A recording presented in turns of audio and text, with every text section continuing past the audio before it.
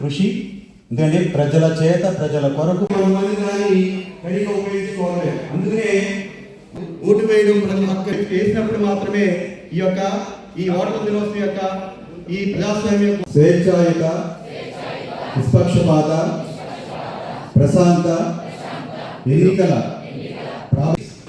and heartfelt felicitations to all esteemed electors of our nation. The Election Commission of India was established on 25th January 1950, a day prior to the Republic Day.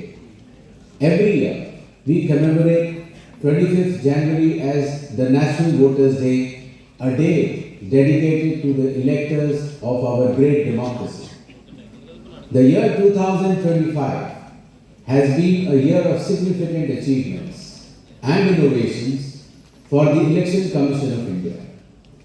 In its renewed and dynamic form, the Commission has not only ensured the accuracy and integrity of electoral rolls,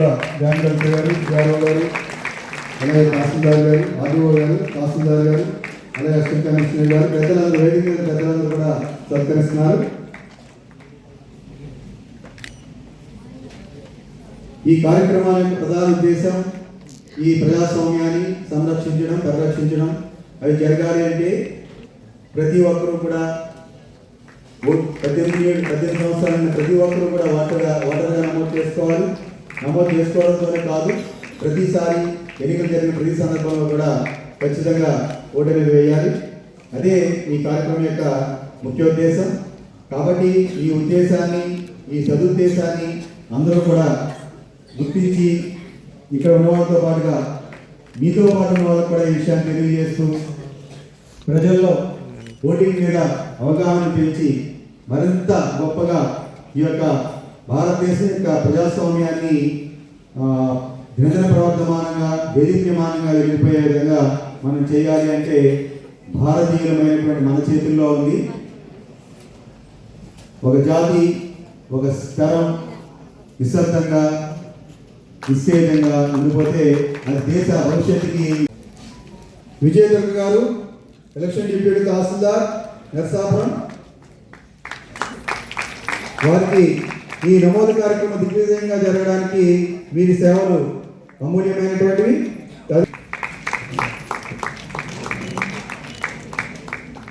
తదుపరి సూరిశెట్టి శివశంకర్ గారు, election deputy తహసీల్దార్ తణుకు.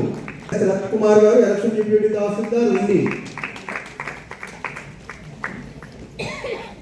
తదుపరి ఈ Karun Kumar garu, technical assistant elections collectorate Bhimavaram. తదుపరి S Manikanta Swamy garu, data entry operator Bhimavaram. Srikrishna garu, election senior assistant పాల్గొలు.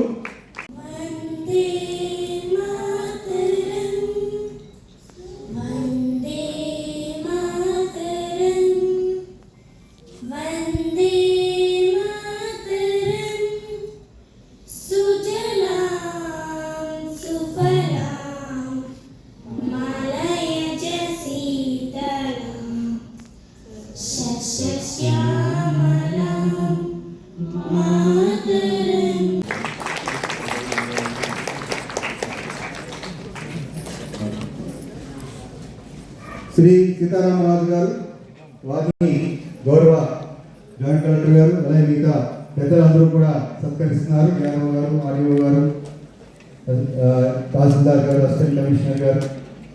వీరిని సత్కరించుకోవడం అంటే మనం సత్కరించుకోవడమే.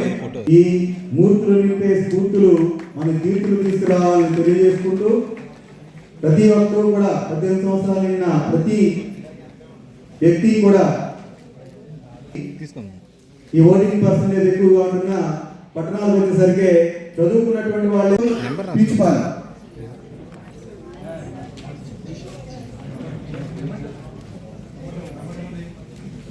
వ్యాస రచన B Subhashini, PSN girls high school.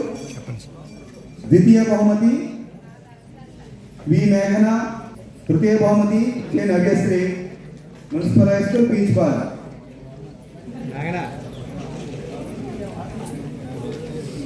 డబ్బులు ఇస్తే ఓటేస్తారా? డబ్బులకి కానీ ఐడెంటిటీ కానీ లేకపోతే మా క్యాస్ట్ వాళ్ళకి నేను ఓటేస్తాను, మా ఊరి అతనికి ఓటేస్తాను, నాకు డబ్బులు ఇస్తే ఓటేస్తాను అన్న ప్రలోభాలకి ఎక్కడ గురి కావాల్సిన అవసరం లేదు. సో ఈ విధంగా ఆలోచించేది యువతనే, అంతేనా? మీరే కదా ఆలోచించేది. చదువుకోని వాళ్ళు ఎలా ఆలోచిస్తారు? ఈ రోజుకి డబ్బులు ఇస్తే, ఎవరు ఎక్కువ డబ్బులు ఇస్తే వాళ్ళకి ఓటేస్తాను అన్న ఆలోచించే వాళ్ళు కూడా ఉంటారు కొంతమంది. వాళ్ళలో కూడా మనము అవేర్నెస్ క్రియేట్ చేసేది ఎవరు? యువతే. మీరు కానీ మారి మీ కుటుంబ సభ్యులు కానీ మీ చుట్టుపక్కల ఉన్న వాళ్ళకి ఓటు యొక్క ప్రాధాన్యత చెప్తే ఖచ్చితంగా ఏదైతే మనం ఈరోజు సెలబ్రేట్ చేసుకుంటున్నామో, ఈ రోజనే కాదు, గత 75 నుంచి మనం India is the largest democracy అని చెప్తున్నామో, దానికి సక్సెస్ఫుల్గా మనం చేసిన వాళ్ళు అవుతాం. ఇంకొక మాట చెప్తాను, మనం అనుకుంటున్నాం సక్సెస్ఫుల్ డెమోక్రసీ అని కదా, సెకండ్ టైం ఓటర్స్. అలాంటి ప్రలోభాలకి గురి కాకుండా ఓటు వేయడమే మన ప్రాధాన్య హక్కు, ఫండమెంటల్ రైట్. సో దయచేసి ఈరోజు మీరు ఏదైతే వచ్చారో ఇది వేస్ట్ అవ్వదు. మీరు ఎంతో కొంత నేర్చుకొని వెళ్ళాలని నేను ఇన్నిసార్లు నొక్కి నొక్కి చెప్పడం జరుగుతుంది. So my India my vote ఈ క్యాంపెయిన్ని మనం ముందుకు తీసుకెళ్ళాలి. ఏ ఎలక్షన్స్ వచ్చినా సరే ఎలక్షన్స్లో పార్టిసిపేట్ చేయాలి. ఎలక్షన్స్లో మన ఓటు హక్కు వినియోగించుకొని మన మనస్సాక్షి ఏదైతే చెప్తుందో ఆ మనస్సాక్షితో వేయాలి ఓటు. అంతే తప్ప ప్రలోభాలకి గురి కాకుండా వేయాలి. చుట్టుపక్కల వాళ్ళకి అవగాహన క్రియేట్ చేయాలి. అండ్ టెక్నాలజీ ఎలాగా ఉంది కాబట్టి ఆ టెక్నాలజీని యూజ్ చేసుకొని మన ఓటు యొక్క విలువని 10 మందికి తెలియజేసే విధంగా మీరు చేయాలి. సో దయచేసి ఎవరికైనా సరే ఈరోజు ఇన్స్టాగ్రామ్ కానీ ఫేస్బుక్ కానీ సోషల్ మీడియా అకౌంట్ ఏది ఉన్నా సరే మీరు ఏం చేస్తారు, my India my vote tag చేసి నేను ఓటు వేస్తాను అన్న మెసేజ్ని మీరు పంపించాలి. ఓకేనా? చేస్తారా లేదా? చేయాలి. ఓకే, అప్పుడే మీరు మంచి పౌరులుగా, మంచి మీ భవిష్యత్తు కూడా బాగుంటుంది. సో ఈ సందర్భంగా చిట్ట చివరిగా ఎవరైతే ఓటు హక్కు లేదో డిఆర్ఓ గారు వాళ్ళ పేర్లు కూడా